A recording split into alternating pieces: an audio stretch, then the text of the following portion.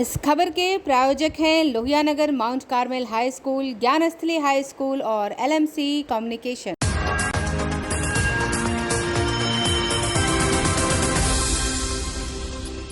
नमस्कार, मैं हूँ आयुषी शर्मा और आप देख रहे हैं आंखें न्यूज 24। रात 8 बजे की खबरों में आप सभी का स्वागत है। देखेंगे दिन भर की ताजा तरीन खबरें पर उसके पहले हेडलाइंस।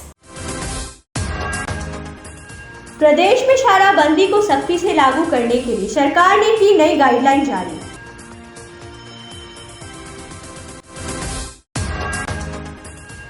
नए साल के जश्न के दौरान कोरोना संक्रमण को लेकर सतर्क हुई सरकार, पिकनिक स्पॉट पर रहेगी कड़ी नजर। लड़कियों की शादी की उम्र बढ़ाने से लेकर संपा नेताओं की खुलकर जारी, एक और सांसद ने उम्र घटाने की मांग। मसौढ़ी के ग्रामीण कार्य विभाग के एग्जीक्यूटिव इंजीनियर अजय कुमार सिंह के घर निगरानी का छापा, लाखों की अवैध संपत्ति का हुआ खुलासा। पटना में अपनी मांगों को लेकर वार्ड सचिवों और आशा कार्यकर्ताओं का धरना जारी।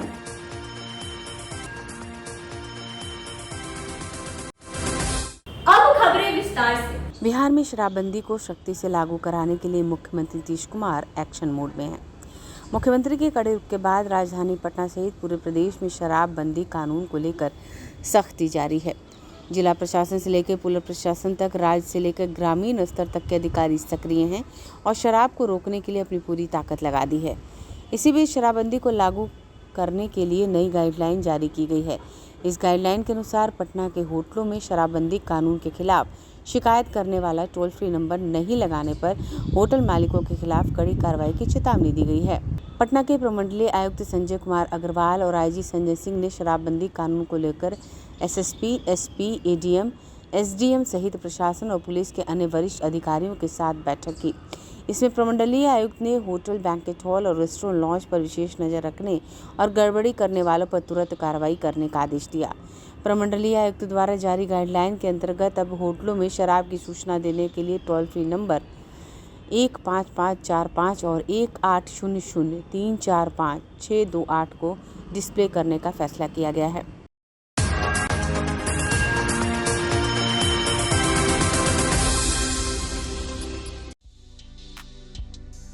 सरकार ने नए साल के आने से पहले ही नई गाइडलाइन जारी कर दी है।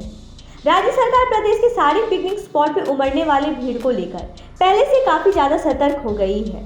भीड़ की वजह से कोरोना संक्रमण ज्यादा न फैले, इसके लिए गृह विभाग की ओर से सभी जिलों को पहले ही सतर्क कर दिया गया है। गृह विभाग के अपर मुख्य सचिव चैतन्य प्रसाद के अनुसार अनलॉक की नई गाइडलाइन पहले ही जारी की जा चुकी है। इसमें हिदायत दी गई है कि जिले अपने परिस्थितियों की समीक्षा कर निर्णय ले। 9 वर्ष के पहले ही जिलों में एक और अलर्ट जारी किया गया है। नई गाइडलाइन में अनलॉक के 2 नियम जोड़े गए हैं। पहला, राज्य से बाहर आने वालों को 72 घंटे पहले की RT-PCR जांच को निगेटिव दिखानी होगी। उन्होंने टीके की दोनों डोज ले ली है। उन्हें जांच के नियमों से राहत दी गई है। शेष व्यवस्था पूर्व की तरह ही रखी गई है, यानी कि मंदिर, पार्क, रेस्टोरेंट वगैरह पूर्व की तरह ही खुल सकेंगे। इनके लिए नई गाइडलाइन अलग से नए प्रावधान नहीं किए गए हैं। नए प्रावधान नहीं होने की वजह से जिलों में नए तरीके से भीड़ को नियंत्रण के निर्देशन की जारी की जा रही है। कोविड संक्रमण को देखते हुए DM जिला स्तर पर भी रणनीति बना सकेंगे। लड़कियों की शादी की उम्र बढ़ाने के मुद्दे पर संपर्क नेताओं का खुलकर जारी है। इसी क्रम में संपा सांसद ST हसन ने एक अजीबोगरीब बयान दिया है। उनका कहना है कि लड़कियों की शादी की उम्र को घटाकर 16 साल कर देनी चाहिए। देखिए इस रिपोर्ट में। लड़कियों की शादी की उम्र बढ़ाने की बात क्या शुरू हो गई, इसको लेकर अजीबोगरीब बयानबाजियों का सिलसिला शुरू हो गया। मजे की बात यह है कि इस तरह के विचित्र दलील देने वाले के अधिकांश लोग एक ही दल समाजवादी पार्टी के हैं। अब संपा सांसद ST हसन ने लड़कियों की शादी की उम्र बढ़ाकर 21 साल किए जाने से केंद्र के प्रस्ताव का विरोध करते हुए एक नया प्रस्ताव पेश कर दिया है। उनके हिसाब से लड़कियों की शादी की उम्र बढ़ानी नहीं बल्कि घटा देनी चाहिए। हसन ने कहा कि जब लड़कियां बच्चे पैदा करने लायक हो जाए तो उनकी शादी कर देनी चाहिए। अपने तर्कों में यह भी कह डाला कि उम्र बढ़ने से बच्चे पॉर्न फिल्में देखने लगते हैं और उनमें अनुशासनहीनता बढ़ जाती है। संपा सांसद ने कहा कि मैं मानता हूं कि जब एक लड़की परिपक्व हो जाती है तो उनमें प्रजनन की उम्र हासिल कर लेती है, उसकी शादी हो जानी चाहिए। यदि एक लड़की 16 साल में परिपक्व हो जाती है तो उसकी शादी 16 में हो सकती है। यदि वह 18 की उम्र में वोट कर सकती है तो शादी क्यों नहीं कर सकती। संपा सांसद यही नहीं रुके, उन्होंने आगे यह भी कह डाला कि हमें लिव इन रिलेशनशिप की मंजूरी दे दी है, जो दिखाता है कि अनुशासनता कितनी ज़्यादा बढ़ गई है। इस उम्र में हार्मोन का बदलाव अपराध की ओर ले जा सकता है। इससे पहले संपा नेवा अब्बू नजामी ने कहा था कि शादी की उम्र बढ़ाए जाने से लड़कियां गलत रास्ते पे जा सकती हैं। उन्होंने यह भी कहा था कि यह कानून ऐसे लोग ला रहे हैं जिनके अपने बच्चे नहीं हैं। संपा सांसद शरीफुर रहमान वफ ने भी इस प्रस्ताव के विरोध का ऐलान कर चुके हैं। उन्होंने कहा कि भारत एक गरीब देश है और कोई भी बेटी अब की शादी कम उम्र में करना चाहता है। मैं संसद के इस बिल का समर्थन नहीं करूँगा। हालांकि संपा अध्यक्ष अखिलेश यादव ने अपने सांसद के बयान से किनारा कर लिया है। फर्टाइल एज जो है वो 16-17 से लेकर 30 साल है। आपने जब 21 साल एज कर रहे हैं, खासतौर से 16-17 साल की उम्र में बच्चियों के प्रपोजल्स बहुत अच्छे आते हैं, उसके बाद ढूंढते रहते हैं लोग, वो और डिले हो जाती है शादी। डिले होने से दो नुकसान है, एक तो इनफर्टिलिटी का चांस है, औलाद नहीं होती, और दूसरा आपके औलाद उस एज में हो रही है जब आप बुढ़ापे में आ गए, जब आपकी लाइफ अपने आखिरी डिकेड में चल रही है, आपके बच्चे स्कूल में पढ़ रहे हैं, तो वो हम एक नेचुरल साइकिल को ब्रेक कर रहे हैं।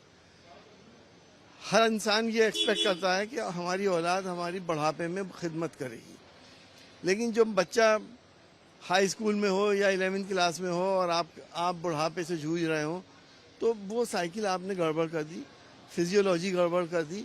तो मैं समझता हूँ एज, बच्चियों की एज जिस वक्त वो मैच्योर हो जाएं और फर्टाइल एज में आ जाए तो शादी हो जानी चाहिए। लेते हैं एक छोटा सा break. I am Shalini Singh, principal of Luhianagar Mount Carmel School. Here in our school, we give best education and good environment to our students where they can learn well. We provide here well-equipped lab, well-equipped, well-stocked library. We have here well-trained teacher also.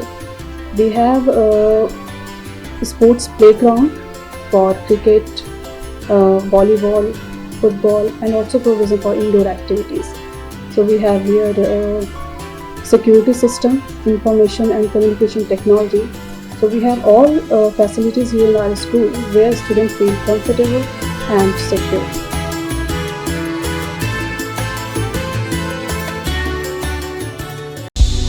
क्या आप पत्रकारिता के क्षेत्र में अपना career बनाना चाहते हैं? तो आज ही royal Ashoka institute of mass communication and journalism में अपनी जगह सुनिश्चित करें। आर्यभट्ट ज्ञान विश्वविद्यालय पटना से मान्यता प्राप्त 100% प्लेसमेंट के साथ royal Ashoka institute of mass communication and journalism नामांकन जारी है। हमारा पता है DS/16 गायत्री मंदिर के समीप, कंकड़ बाग, पटना 8,20,000। आप हमें संपर्क भी कर सकते हैं। हमारा मोबाइल नंबर है 9955456126। ब्रेक के बाद आप सभी का स्वागत है। निगरानी अन्वेषण ब्यूरो की टीम से मसौढ़ी के ग्रामीण कार्य विभाग के एग्जीक्यूटिव इंजीनियर अजय कुमार सिंह के घर पर छापेमारी कर 1 करोड़ से ऊपर की अवैध संपत्ति का पता लगाया गया है। छापेमारी के दौरान उनके ठिकानों से लगभग 3 करोड़ चांदी और आधा किलो सोना के अलावा कई सारी जमीनों की डीडी और पासबुक निगरानी विभाग के हाथ लगे हैं। बिहार में भ्रष्टाचार करने वाले सरकारी अफसरों, पदाधिकारियों और कर्मचारियों के खिलाफ कार्रवाई जारी है। आर्थिक अपराध इकाई, स्पेशल विजिलेंस यूनिट और निगरानी अन्वेषण ब्यूरो की टीम लगातार भ्रष्टाचारियों के ऊपर कड़ी कार्रवाई कर रही है। शनिवार सुबह पटना में निगरानी अन्वेषण ब्यूरो की टीम ने ग्रामीण कार्य विभाग के एग्जीक्यूटिव इंजीनियर अजय कुमार सिंह के घर दबिश दी। इंद्रपुरी इलाके में स्थित उनके घर पर छापेमारी की। निगरानी के डीएसपी की अगुवाई में सुबह 8 बजे से शुरू हुई इस कार्रवाई के 4 घंटे के अंदर ही 60 लाख रुपए से अधिक कैश बरामद किया गया। करीब 1 करोड़ रुपए पोस्ट ऑफिस में इन्वेस्ट करने के सबूत मिले हैं। लाखों रुपए की ज्वेलरी, अलग अलग जगहों पर खरीदे गए लाखों रुपए के जमीन की डीड, कई बैंक अकाउंट्स के पासबुक अब तक बरामद किए जा चुके हैं। बरामद कैश की गिनती के लिए मशीन मंगाई गई है। ज्वेलरी और जमीन की वैल्यू के लिए भी वैल्यूअर को बुलाया गया है। पोस्ट ऑफिस में किए गए इन्वेस्ट में डिटेल्स भी खंगाली जा रही है। निगरानी टीम की यह कार्रवाई अभी अगले कई घंटों तक जारी रहेगी।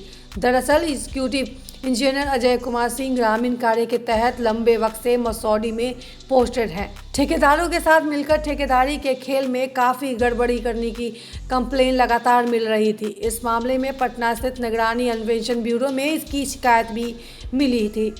इसके बाद निगरानी के अफसरों ने जांच कर इंटरनली सबूत जुटाए, फिर आय से अधिक संपत्ति का केस दर्ज किया और फिर आज कार्रवाई की गई।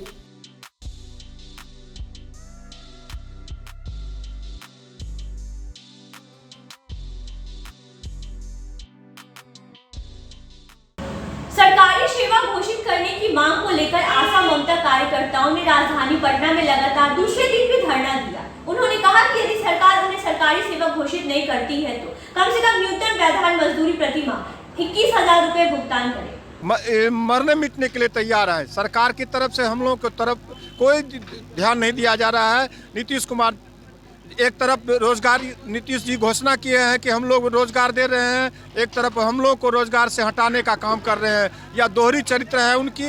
ये डपोरसी की सरकार है, निकम्मी सरकार है।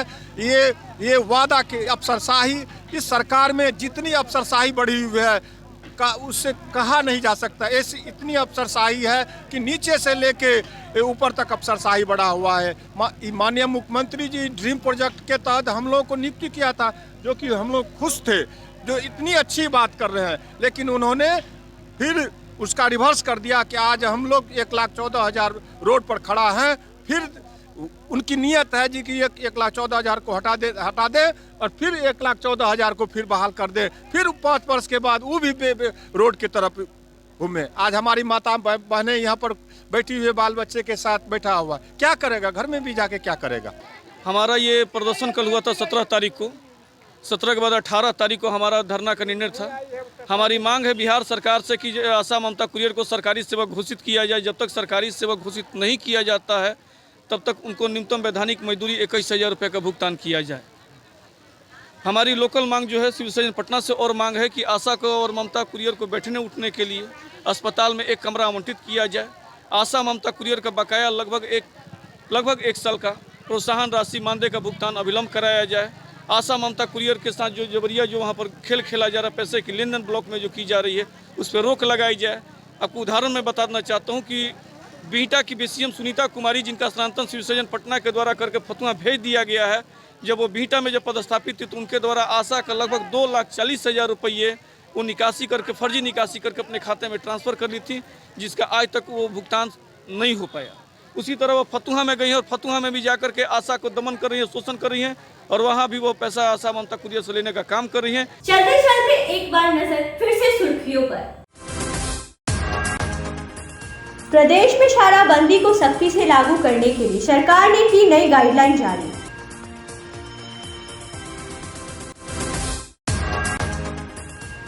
नए साल के जश्न के दौरान कोरोना संक्रमण को लेकर सतर्क हुई सरकार। पिकनिक स्पॉट पर रहेगी कड़ी नजर। लड़कियों की शादी की उम्र बढ़ाने से लेकर संपा नेताओं की फुकर जारी। एक और सांसद ने उम्र घटाने की मांग। मसौडी के ग्रामीण कार्य विभाग के एग्जीक्यूटिव इंजीनियर अजय कुमार सिंह के घर निगरानी का छापा। लाखों की अवैध संपत्ति का हुआ खुलासा। पटना में अपनी मांगों को लेकर वार्ड सचिवों और आशा कार्यकर्ताओं का धरना जारी।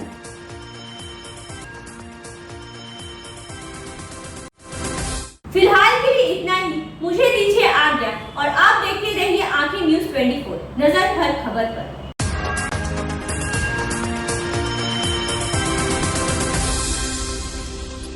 यदि आपने हमारे चैनल को सब्सक्राइब नहीं किया है तो हमारे चैनल को सब्सक्राइब करें, लाइक करें, शेयर करें और कमेंट करें।